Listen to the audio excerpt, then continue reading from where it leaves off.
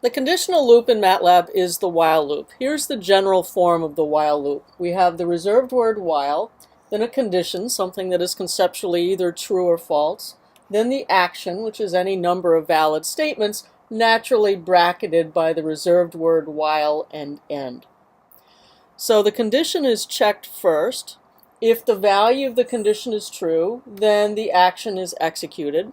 Then we go back and we evaluate the condition again. If it's still true, then we execute the action. Then we go back and we evaluate the condition again. If it's still true, we execute the action, and so forth. So that has to keep going until something in the action eventually changes something in the condition so that it becomes false, and we can get out of the loop and down to whatever comes after the loop in the code. Now, if the condition never becomes false, we have what's called an infinite loop, and if that happens, you have to use Control-C in order to break out of the infinite loop. Here's an example of a while loop. We have a variable x and we started at 1. And our condition says while x is less than or equal to 10, so while that's true, we're going to execute the action, which is two statements. First of all, adding to x a random integer in the range from 1 to 5, and then printing the current value of x. So ahead of time, we don't know how many times we're going to execute the action. We're going to keep going as long as x is still less than or equal to 10. So when we start out, x has been initialized to 1. 1 is less than or equal to 10. So we execute the action and add to x a random integer in the range from 1 to 5, and then print that out. So it prints x is now 4, so obviously the random integer that was created was 3. So we started at 1, we added 3 to get 4. And we printed that out. X is now, and the value of x, which is 4. Okay, so 4 is less than or equal to 10. That's still true. So we execute the action again. And again, we add to x a random integer in the range from 1 to 5. This time, the random integer must have been 5 because it prints x is now 9. So we added 4 plus 5 to get 9. 9 is still less than or equal to 10. That condition is still true. So we're going to execute the action again and add to x a random integer in the range from 1 to 5. So apparently this time the random integer was 1 because x is now 10. So it printed out here x is now 10. Go back, check the condition. That's still true. 10 is still less than or equal to 10. So we execute the action again, and this time we created a random integer which was 3 because it prints x is now 13. So we added 10 plus 13, or rather 10 plus 3 to get 13. Okay, then we check the condition. Now finally x is not less than or equal to 10. 13 is not less than or equal to 10, so we get out of the loop and down to whatever comes next.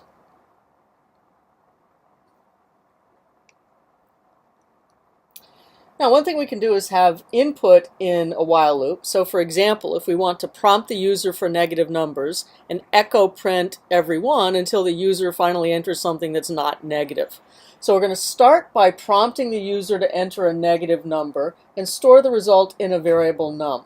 And our condition says while num is less than 0, so while the user's entering negative numbers, we're going to echo print. We're just going to print, yay, you entered, and whatever the negative number was, and then prompt the user again for a negative number.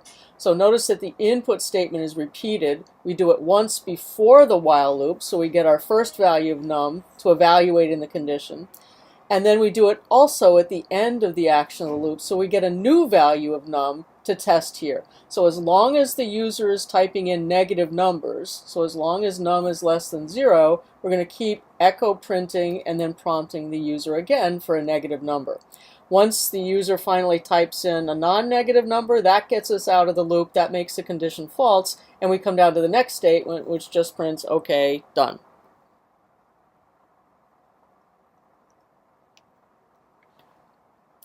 Now, what if we wanted to store all of the negative numbers that the user entered in a vector?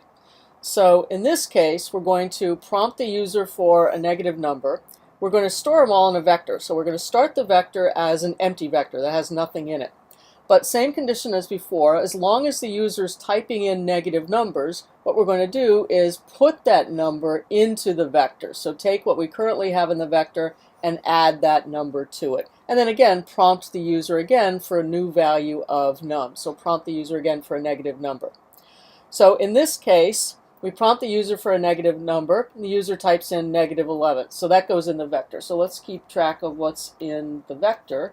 So now we have a negative 11 in the vector. Then we go back.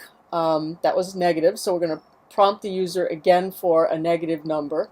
And if this time the user types in a -4, then we're going to put that number in the vector. So now the vector has -11 and -4, and prompt the user again for a negative number. So if this time the user types in -2, okay, that's a negative number, so we're going to add that to our vector. We're going to extend the vector to also have the -2, so concatenate that number to the vector.